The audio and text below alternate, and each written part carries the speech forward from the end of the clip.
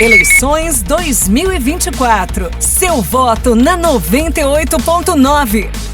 Dando sequência às entrevistas com os candidatos à Prefeitura de Londrina nessas eleições municipais 2024, o entrevistado de hoje é o Coronel Vila.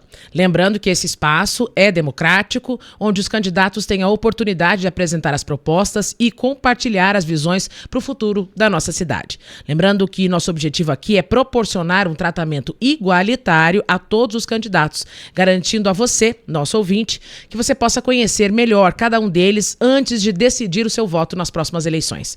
As entrevistas seguem todas as diretrizes eleitorais estabelecidas pelo Tribunal Regional Eleitoral do Paraná, assegurando imparcialidade e justiça em cada questão discutida. As nossas perguntas são formuladas de maneira a permitir que os candidatos expressem claramente suas propostas, mantendo a neutralidade e assegurando um tratamento igualitário conforme as diretrizes estabelecidas tanto pelo TRE quanto pelo TSE. O programa tem duração de mais ou menos 30 minutos. Durante esse tempo, cada candidato tem liberdade para responder às perguntas, podendo administrar o tempo de suas respostas. Quanto mais breve for a resposta de um candidato, mais perguntas e temas ele poderá abordar. As perguntas foram elaboradas pela nossa redação e selecionamos algumas enviadas por vocês, os nossos ouvintes. Segundo candidato a prefeito de Londrina. Ao meu lado, Coronel Vila. Eu tenho uma pergunta fora do esquema que mais de um ouvinte me solicitou que ela fosse feita. O senhor aceita? Claro que eu aceito, Ricardo. Como foi que o senhor começou a sua carreira como militar? Como é que o senhor chegou a coronel? Tá. Então é assim, existe duas carreiras, as carreiras de praças e a de oficiais. Quem é praça pode chegar ao oficial. O oficial está compreendendo o posto de segundo tenente até coronel da Polícia Militar. Então você pode entrar cadete, você faz para isso um vestibular na Universidade Federal do Paraná. É um curso superior reconhecido pelo Ministério da Educação. Você sai de lá aspirante, ou seja, já está superior ao soldado, cabo, terceiro, segundo e primeiro sargento e subtenente.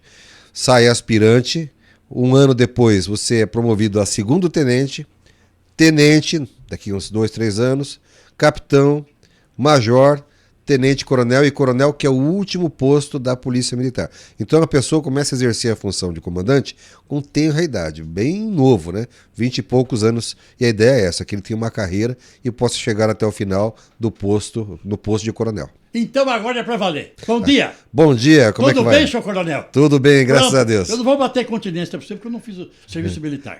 Tá bom. Coronel, até quando você fica na Polícia Militar? Até quando você fica como coronel? Bom, eu estou completando agora, nesse meio do mês de setembro, dia 15 mais especificamente, 35 anos de carreira na gloriosa Polícia Militar com muito orgulho. Ou seja, em meio à campanha, Ricardo, eu estarei me aposentando, estarei, portanto, me desvinculando do serviço ativo da Polícia Militar e passarei em seguida à reserva remunerada. Ou seja, coincide o período no qual eu me aposento com o período de exercício de poder, se assim os londrinenses optarem por mim. Pois bem, eu tenho feito aqui 15 perguntas. Se der tempo, eu faço as 15. Se não der, eu faço quanto o senhor puder responder. Escolha o número de 1 a 15. A primeira pergunta. 7. 7. Como você pretende reforçar a segurança em Londrina? Caiu bem, hein? Especialmente nas áreas mais vulneráveis. Quais medidas serão tomadas para combater a criminalidade na cidade? A começar pelas drogas. Veja, em princípio, a situação de combate ao tráfico de entorpecentes, já que você falou a começar pelas drogas, é de fundamental importância, né? Nós temos hoje um serviço da Guarda Municipal que não trabalha exatamente em consonância com o que trabalha a Polícia Militar e às vezes até confundem um pouco as suas atribuições. A ideia nossa não é retirar poder da Guarda, é fazer com que a Guarda seja aplicada nos próprios públicos, mas que nós procuremos nos integrar, sobretudo no tocante à inteligência da Guarda e da Polícia Militar, com esta última, para que nós possamos, dessa forma, fazer levantamentos e fazer o combate ao tráfico de entorpecentes. É fato, e todo mundo sabe disso, que grande parte da violência urbana ocorre por causa do tráfico de entorpecentes. Então, quando você combate o tráfico de entorpecentes, você está evitando que o crime aumente. Você falou em segurança pública, né, e criminalidade. Eu comandei o 5º Batalhão, o maior batalhão do estado do Paraná, em complexidade e tamanho. Comandei a 4ª Companhia Independente, hoje denominada 30º Batalhão de Polícia Militar, e felizmente, Ricardo, eu vim aqui quando assumi o 5º Batalhão, fui entrevistado por você, assumi um compromisso naquela oportunidade de dedicar minha vida, melhorar a vida das pessoas, e com toda a felicidade do mundo eu posso dizer, as pessoas de fato reconhecem a administração que nós fizemos. E comandar uma unidade, diferentemente do que muitos possam imaginar, não é só pegar efetivo e colocar na rua. Você tem que fazer gestão de pessoas, tem legislação, licitação que você tem que fazer, você tem que conceder direito às pessoas, cuidar de logística, viatura para manutenir, armamento para entregar, fardamento, alimentação, comunicação social para dar transparência às ações da Polícia Militar. Então, eu, como comandante da polícia, com todo esse esquema na mão, consegui transformar a gestão da unidade. Vou dar um exemplo para você. Quando eu assumi o 5º Batalhão de Polícia Militar, e essa é a visão que o administrador tem que ter da coisa pública, tá? Responsabilidade e comprometimento com o serviço que se presta. Nós tínhamos cerca de 700 policiais militares, inúmeras viaturas paradas no batalhão. Quem no batalhão via um monte de viatura, uma do lado da outra, tudo nova, né? E só 5 guarnições de 2 policiais sendo aplicadas no esquema de rádio patrulha para atender a população. Um bom administrador não pode se contentar com essas coisas. Eu cheguei e percebi isso e falei, essa conta não está fechando. Nós não podemos. Então era todo mundo especial, entendeu? Todo mundo queria fazer serviços especiais dentro da polícia. E aí eu consigo convergir esses esforços para que nós fizéssemos o básico. Assim, era a administração de uma grande padaria que não oferecia o pão francês. Entendeu? Entendi. Então nós temos que ter coragem de tomar medidas e fazer choque de gestão. Fizemos o choque de gestão e se eu aplicava no início, quando eu assumi o 5º Batalhão, 5 viaturas, quando eu saí em certos momentos, com menos efetivo do que eu tinha, eu conseguia aplicar quase 50 em determinados momentos. Então é com essa visão de responsabilidade, choque de gestão, coragem, que tem que vir o prefeito e assumir a prefeitura da cidade. Eu acho que isso hoje falta na gestão.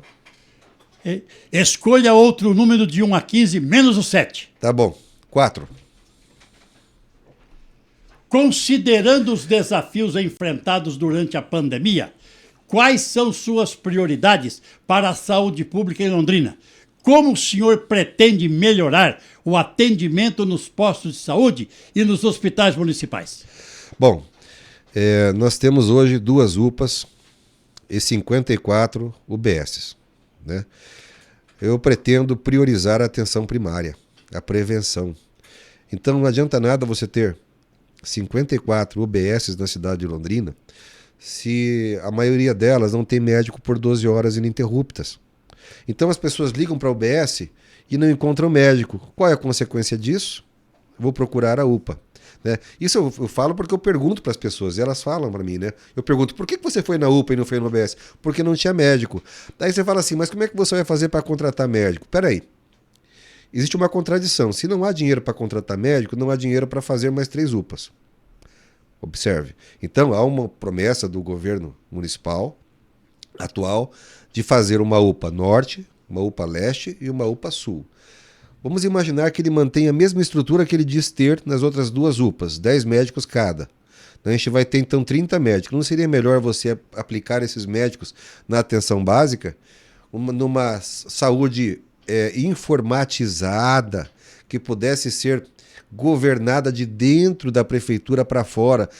Se eu tiver que hoje obter um relatório da UBS, por exemplo, da Vila Portuguesa, né, eu vou ter que pedir para alguém buscar lá, porque não está interligado, não há conexão em secretaria nenhuma da prefeitura. Isso é ruim para a gestão.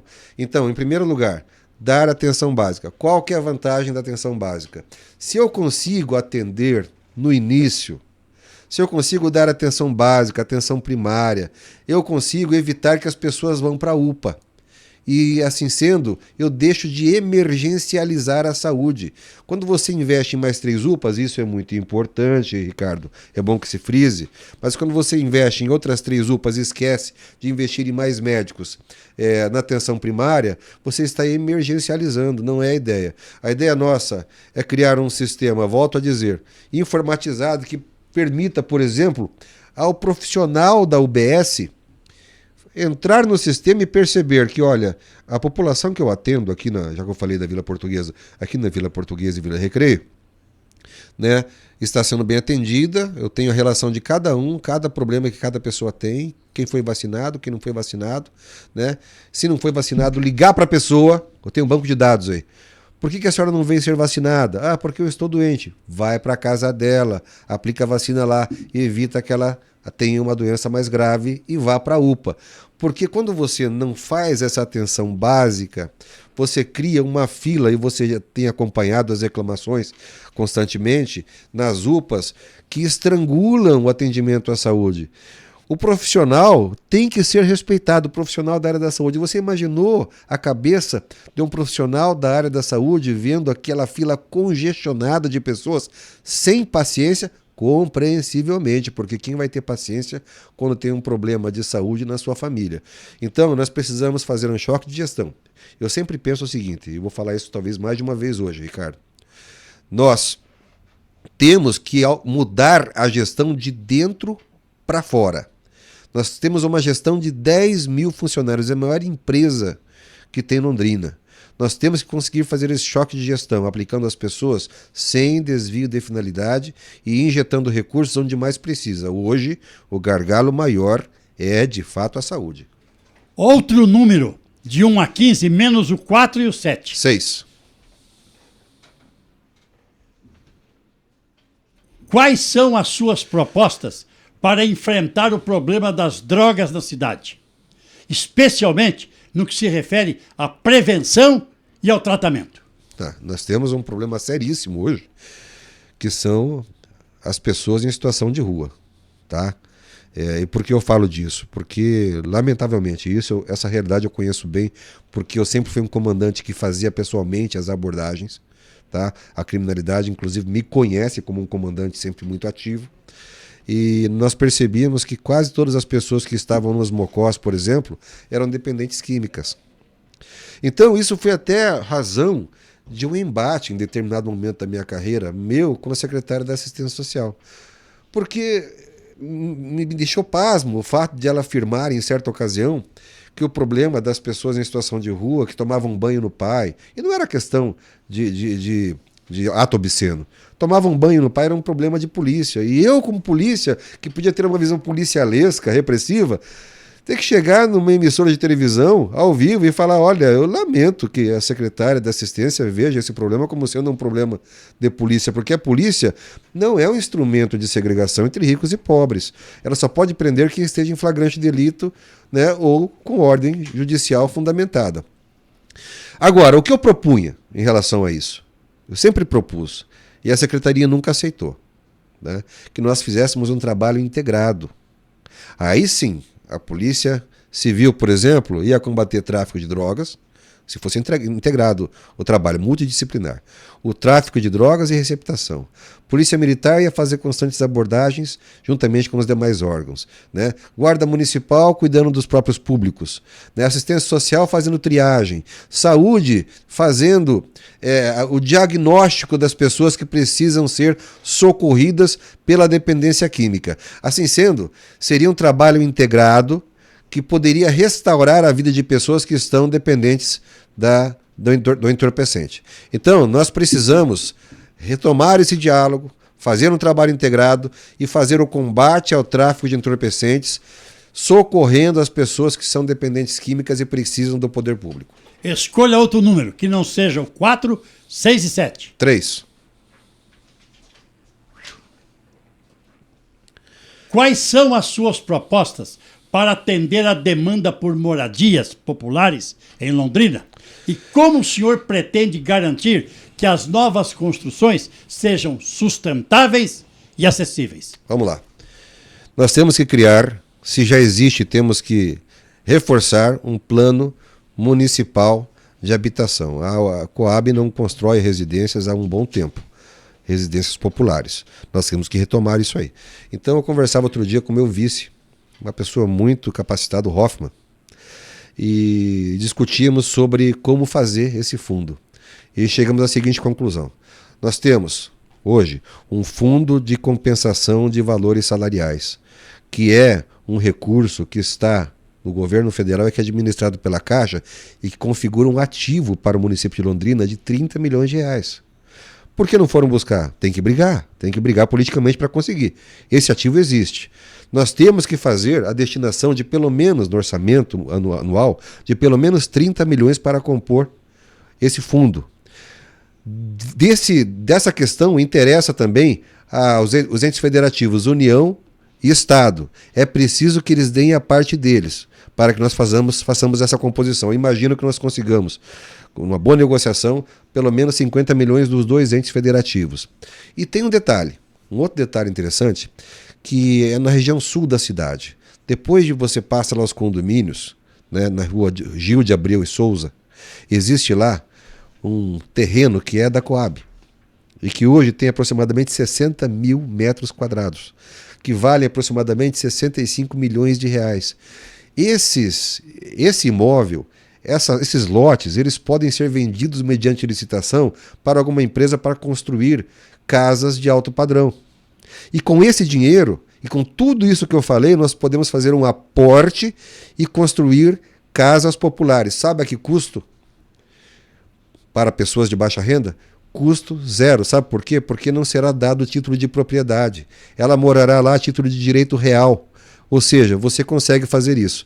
Isso, pessoal, não é conto da carochinha, tá? É um estudo feito, um debate muito, muito probo feito entre eu e o Hoffman, que é uma pessoa extremamente inteligente, que já passou pela Coab e que sabe onde buscar esses recursos. Eu estou entrevistando o Coronel Vila, candidato a prefeito de Londrina. Outro número que não seja 3, 4, 6 e 7. 2. Como o senhor planeja lidar com as áreas de Londrina que sofrem com problemas crônicos de infraestrutura, como enchentes e a falta de pavimentação adequada? Nós temos hoje um problema seríssimo. Outro dia falaram para mim que era mais, mas um levantamento feito pelo meu amigo Vitor Hugo Dantas, ele falou que nós temos cerca de 195 quilômetros de áreas rurais não pavimentadas. Nós precisamos levar isso a sério. É uma promessa que vem sendo feita há anos para o produtor agrícola, para as pessoas que moram em lugares mais afastados, e nós precisamos assumir isso. Eu não devo aqui, até sob pena de estar enganando a população, e eu sempre fui muito franco com ela, assegurar que nós conseguiremos, na minha gestão, asfaltar todas as estradas rurais. Isso seria impossível, seria muito difícil. Mas é importante que alguém assuma o compromisso de começar a realizar esse asfaltamento, com massa asfáltica de fato, pavimentado, para que o pessoal possa escoar a produtividade que tem no campo. E não é só isso. Nós temos, por exemplo, União da Vitória. Em certos pontos do conjunto União da Vitória, nós temos, eu entrava lá com viatura, era pura pedra, era difícil acessar, e são áreas que foram invadidas, mas são da Coab. Nós podemos fazer a regularização fundiária dessas situações, desses locais, e fazer o asfaltamento. Então, eu dei 2 exemplos. Nós precisamos parar de olhar só para as regiões mais privilegiadas da cidade, como tem acontecido, e olhar para as regiões mais pobres e atendê-las. Essa é a ideia que nós temos. Outro número de 1 a 15, que não tenha sido ainda chamado. Vamos ver se eu lembro. 8 foi já? 8 não. Não? Não. Vai agora. Eu estou entrevistando o Coronel Vila. Quais são as suas propostas para atrair novos investimentos e criar empregos em Londrina? Como é que o senhor pretende apoiar os pequenos e médios empresários da cidade? Vamos lá então. Em primeiro lugar, é importante para que você tenha uma boa administração que você tenha uma boa equipe. Tá? Então eu pretendo trazer para a CODEL e para outras secretarias indicações técnicas. A minha indicação para vice-prefeito já demonstrou a que vim. Eu vim para indicar pessoas técnicas, não é um vice figurativo. É um vice que tem conhecimento e tem experiência. E assim eu pretendo fazer. Londrina hoje, ela tem uma receita proveniente da indústria de apenas 12% de toda a receita que ela tem do seu orçamento. Isso é ruim. Nós estamos perdendo para cidades como Maringá, Ponta Grossa, Joinville, que já nos passou, né? Todo mundo sabe disso. Então tem cidades com estrutura menor do que Londrina e que crescem. Então nós pretendemos proceder na industrialização da cidade, abrir as portas, destravar o sistema, torná-lo menos burocrático. Se houver normativas internas que dificultam a vinda desses empreendimentos para cá, nós temos que rever isso, porque você sabe que o poder executivo, a administração pública é a única que tem aptidão para rever os seus próprios atos. E nós podemos muito bem fazer isso para trazer indústrias para cá. Tenho comigo a impressão, ressalvados outros lugares também importantes, que um dos lugares onde nós poderíamos colocar essas indústrias, até porque o ambiente já está preparado para isso, talvez seja o contorno do leste da cidade. Por quê? Porque lá nós já temos, vamos ter rodovia, nós temos um aeroporto com ILS, está chegando aí, tá? Nós temos ferrovia que desemboca para o Porto de Santos, desemboca para o Porto de Paranaguá. Então o ambiente para atrair a indústria, ele existe. Nós só precisamos buscar isso. Como é que você vai fazer? Você vai pedir? Não. É só mostrar para essas empresas internacionais ou nacionais que nós temos uma estrutura que permita que ela se desenvolva aqui. Quando você investe nisso, você passa a ter uma receita proveniente da circulação de riquezas, né, Ricardo? E você evita ter que aumentar imposto para aumentar o orçamento. Então essa ideia de aumentar imposto está fora do meu radar. A minha ideia é aumentar a produtividade, aumentar a circulação de riquezas para aumentar o produto interno bruto, sobretudo no que tange a industrialização. Nós estamos conversando, Coronel Vila, há já praticamente 20 minutos. Eu vou me arvorar e fazer mais uma pergunta. Agora eu vou escolher. O senhor permite? Claro. Quais as suas iniciativas para planejar e implementar para tornar Londrina uma cidade mais sustentável e amiga do meio ambiente? Vamos lá. Então nós temos que pensar sempre em desenvolvimento, em crescimento, mas nós não podemos deixar que o progresso ocorra sem sustentabilidade, né? Então você vai, por exemplo, naquela empresa Klabin, né? Eles exploram a madeira e eles próprios fazem o replantio. Então nós temos que tomar esse cuidado ao trazer uma empresa. Você vem, mas você vem com compromisso de cuidar do meio ambiente. Nós precisamos, Ricardo, é uma coisa que a prefeitura ela vai ter que assumir essa despesa, essa conta vai chegar uma hora, e é uma coisa que hoje já beira o perigo de catástrofe, fazer o desassoreamento do nosso Lago Igapó, talvez o principal cartão postal da nossa cidade. Existem lugares em que você vê pássaros andando sobre as águas, não estão andando sobre as águas, é pura terra. Tá? E nós temos que fazer esse desassoreamento. Nós temos que cuidar dos fundos de vale, fazendo fiscalizações que impeçam o descarte irregular de dejetos. As pessoas fazem, às vezes, a captação, né, de lixo, não é empresa quente, ela faz isso e no final ela acaba despejando isso em lugares errados. Uma das coisas que evitam que uma catástrofe ocorra em Londrina, enchentes, por exemplo, são justamente os fundos de vale que, felizmente, a despeito da sujeira que alguns fazem, ainda estão preservados. Mas é importante que o poder público tome esse cuidado, aumente a fiscalização e evite a poluição e cuide efetivamente do meio ambiente. Eu entrevistei o Coronel Vila, candidato a prefeito de Londrina. Ele vai ocupar o espaço reservado ao comentário final para as suas considerações finais.